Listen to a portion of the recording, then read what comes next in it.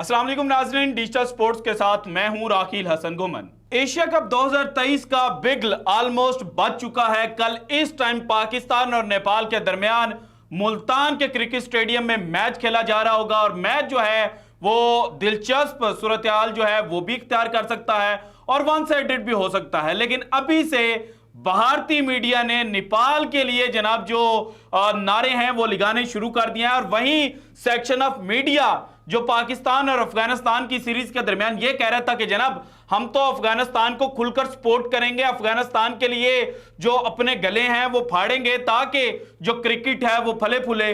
तो अब उसी सेक्शन ऑफ मीडिया ने ये नारे लगाने शुरू कर दिए कि कल अगर नेपाल जो है वो पाकिस्तान को शिकस्त दे दे तो फिर जनाब दुनिया क्रिकेट के लिए ये कितना बड़ा खुशखबरी का दिन होगा। लेकिन एक जानिब जो भारतीय मीडिया है वो पाकिस्तान के हारने की दुआएं मांग रहा है, तो दूसरी जानिब भारत की एक जनाब जो एस्ट्रोलॉजिस्ट हैं जो जनाब सितारों का हाल जानकर और कार्ड्स के जरिए प्रेडिक्शन करती हैं, उन्होंने भारत के लाइव शो में बैठकर 2 सितंबर को लेकर जो पाकिस्तान और भारत का मैच होना है उसके हवाले से एक प्रेडिक्शन की है। और भारतीय मीडिया जनाब इस वक्त जो है वो रोना धोना शुरू कर चुका है और 1 अरब 40 करोड़ भारतीय जो है उनके दिल जनाब उस खातून ने तोड़ कर रख दिए हैं। सो आज की वीडियो में मैंने आपको भारतीय मीडिया का लाइव शो का वो क्लिप दिखाना है कि जिसमें जो भारतीय एंकर है वो ये सोच रहा था कि चूंकि ये प्रोग्राम जो है वो लाइव चल रहा है और हमने इनको इनवाइट किया हुआ है तो ये जो खातून है ये हमारे हक में भारत के लिए प्रेडिक्शन करेंगी। लेकिन उनकी आंखों के सामने किस तरह से जनाब उन्होंने पत्ते निकाले और उन पत्तों के ऊपर पाकिस्तान का जब नाम आया तो फिर उस एंकर के रिएक्शंस क्या थे और बाद में जब काउंटर चेक किया ताकि कहीं से जनाब जो पत्ते हैं वो भारत के हक में निकल आए, तो फिर जनाब जब उन्होंने कहा कि अगेन पाकिस्तान का नाम आया है तो वो भारतीय जो था उसके चेहरे के तासुरात किस तरह से हट चुके थे, क्योंकि वो जो भारतीय एंकर था ये वही शख्स है जो हर दफा बुग़्ज़े पाकिस्तान में डूबकर एंटी पाकिस्तान प्रोपेगेंडा जो है वो करता रहता है। पाकिस्तान के बाबर आजम स्कोर करें या ना करें उनको जनाब ये ट्रोल करते रहते हैं और बाबर आजम को जिम्बाब्वे आजम के नाम से भी ये कहते हैं। सो आज की वीडियो में जनाब वो जो वीडियो है लाइव शो की वो मैंने आपके सामने रखनी है। लेकिन उससे पहले जनाब विव रिचर्ड्स दुनिया क्रिकेट के लेजेंडरी बैट्समैन जो हैं उन्होंने वर्ल्ड कप 2023 के लिए जो अपनी पिक है वो कर ली है। आईसीसी के क्वेश्चन एंड आंसर सेशन में उनसे पूछा गया कि जनाब वर्ल्ड कप 2023 का सबसे कामयाब तरीन बॉलर कौन होगा, लीडिंग विकेट टेकर कौन होगा, तो उन्होंने कहा है कि जनाब पाकिस्तान के जो शाहीन शाह अफरीदी हैं वो मेरे लड़के हैं, यानी कि my pick for world cup 2023 is Shaheen Shah Afridi. और वर्ल्ड कप के दौरान जो सबसे ज्यादा किलियां उड़ाएगा, जो सबसे ज्यादा खिलाड़ियों को जनाब पवेलियन की राह दिखाएगा वो शाहीन शाह अफरीदी होगा। सो अब आते हैं जनाब जो वर्ल्ड कप एशिया कप 2023 का महामुकाबला है पाकिस्तान और भारत के दरमियान 2 सितंबर को जनाब जो पाली किले में खेला जाना है। हालांकि वहां का जो वेदर अपडेट है उसके मुताबिक मैच के अबेंडन होने के जो चांसेस हैं वो ज्यादा ही हैं और मैच अगर अबेंडन नहीं होता तो फिर जनाब जो ओवर्स हैं उनमें जो कटौती है वो जरूर होगी।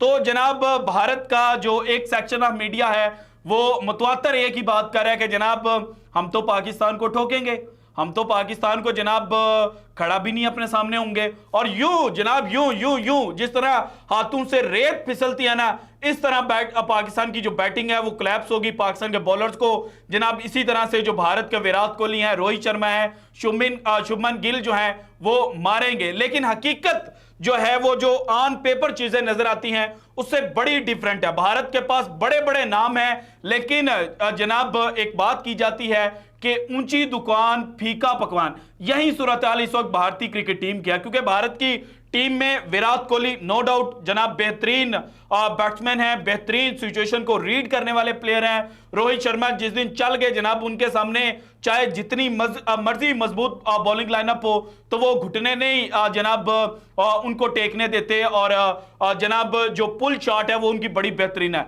शुभमन गिल का शॉर्ट कैरियर है, उसके अंदर उन्होंने बड़ी कामयाबियां हासिल की है, चाहे जनाब छोटी टीमों के खिलाफ ही उन्होंने हासिल किया, लेकिन एज एन ओपनर जनाब भारत के अंदर वो बहुत ज्यादा सफल रहे हैं, और आईपीएल के अंदर उनकी परफॉर्मेंस बड़ी बेहतर है। लेकिन जनाब इन 3 प्लेयर्स के बाद भारत के पास जो ऑप्शंस है वो बड़े लिमिटेड से है। नंबर 4 पर सिराज अय्यर है, और सिराज अय्यर इंजरी से रिटर्न कर रहे हैं। नंबर 5 पर जिस तरह से आज केएल राहुल आउट हुए, और उनकी जगह पर या तो ईशान किशन को खिलाया जाएगा या संजू सैमसन को। ईशान किशन अब तक जनाब नंबर 5 पर उन्होंने बैटिंग नहीं की हुई, तो देखना होगा कि जनाब 2 सितंबर को वो क्या करते हैं। और संजू सैमसन के ऊपर भी बहुत बड़ा सवालिया निशान है, क्योंकि वो भी अपनी विकेट जो है वो थ्रो करके चले जाते हैं।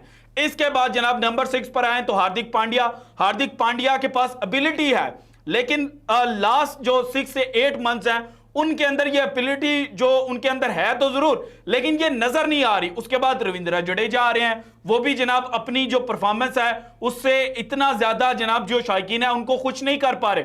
उसके बाद नंबर 8 पर जनाब अगर देखा जाए, या नंबर 7 पर अगर देखा जाए, तो आते हैं जनाब ठाकुर और अक्षर पटेल। और ठाकुर और अक्षर पटेल की जो बात है, यानी कि या ठाकुर खेलेंगे या अक्षर पटेल खेलेंगे। अक्षर पटेल पाकिस्तान के खिलाफ T20 वर्ल्ड कप में खेल चुके हैं। इफ्तिखार अहमद ने जनाब उनको जो छक्के थे वो लगाए थे। तो भारत के पास अगेन एक प्रॉब्लम है कि स्पिन कंडीशंस में फिर वो स्पिनर के साथ जाते हैं और अपने स्पिनर पर रिलाय करते हैं या ऑलराउंडर पर रिलाय करते हैं, क्योंकि शार्दुल ठाकुर की जो इकॉनमी है ओडीआई के अंदर वो भी जनाब 6.5 से अबव है। सो इसके बाद कुलदीप यादव आ जाते हैं। कुलदीप यादव जो हैं वो अच्छे जनाब स्पिन बॉलर हैं, लेकिन अगेन जनाब वो कितना उनको जो बाकी बॉलर्स हैं वो सपोर्ट करते हैं, इस पर जनाब उनकी परफॉर्मेंस जो है वो बहुत ज्यादा मुनसिर करेगी।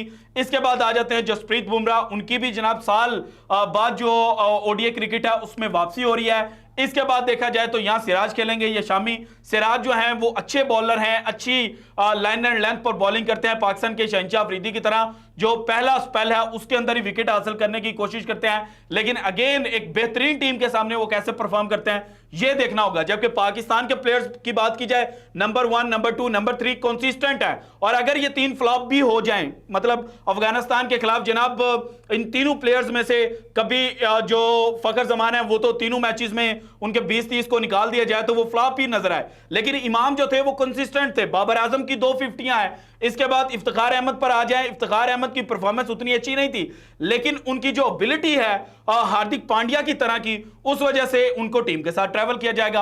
और इनकी जगह पर जो लेट इंक्लूड किए गए हैं साउचकिल, वो भी टीम के अंदर आ सकते हैं। सो साउचकिल जो है वो स्पिनर्स को बहुत अच्छा खेलते हैं। और दूसरा पाकिस्तान के पास एडवांटेज होगा कि मिडिल ऑर्डर के अंदर पाकिस्तान के पास जनाब एक लेफ्ट हैंडर होगा। उसके बाद मोहम्मद रिजवान, उनकी तो बात ही मतलब मैंने क्या करनी है, मेरे पास अल्फाज नहीं है जिस तरह से वो परफॉर्म कर रहे हैं। जब से जनाब T20 के अंदर उनकी परफॉर्मेंस बेहतर हुई है, तो बाकी सारे जो फॉर्मेट्स हैं उनके अंदर भी उनकी परफॉर्मेंस जो है वो आसमान को छू रही है। उसके बाद आ जाते हैं जनाब पाकिस्तान के पास आगा सलमान ने लास्ट ओडीआई के अंदर अफगानिस्तान के खिलाफ बड़ी अच्छी बैटिंग की थी। उसके बाद शादाब आ जाते हैं। शादाब की जो ऑलराउंडर एबिलिटी है वो ना सिर्फ उनके अंदर मौजूद है, बल्कि वो उसको शो भी कर रहे हैं। उनकी परफॉर्मेंस जो है वो दिन ब दिन बेहतर होती जा रही है। इसके बाद पाकिस्तान के पास आ जाते हैं मोहम्मद नवाज, और मोहम्मद नवाज जो हैं वो जनाब माजी में भारत के खिलाफ जनाब अच्छा परफॉर्म कर चुके हैं। एशिया कप 2022 का जो जनाब सेकंड मैच था जिसमें पाकिस्तान ने भारत को शिकस्त दी थी,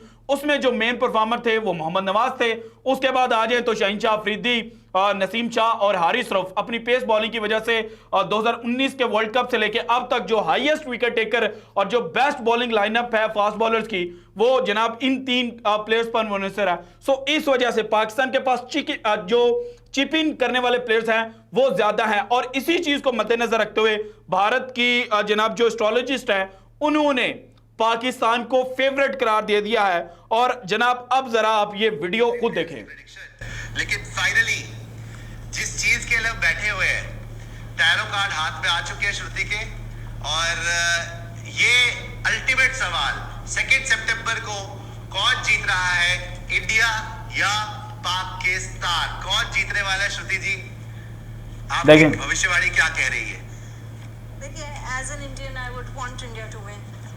कांटे की टक्कर तो हम सभी कहते हैं कि होगी।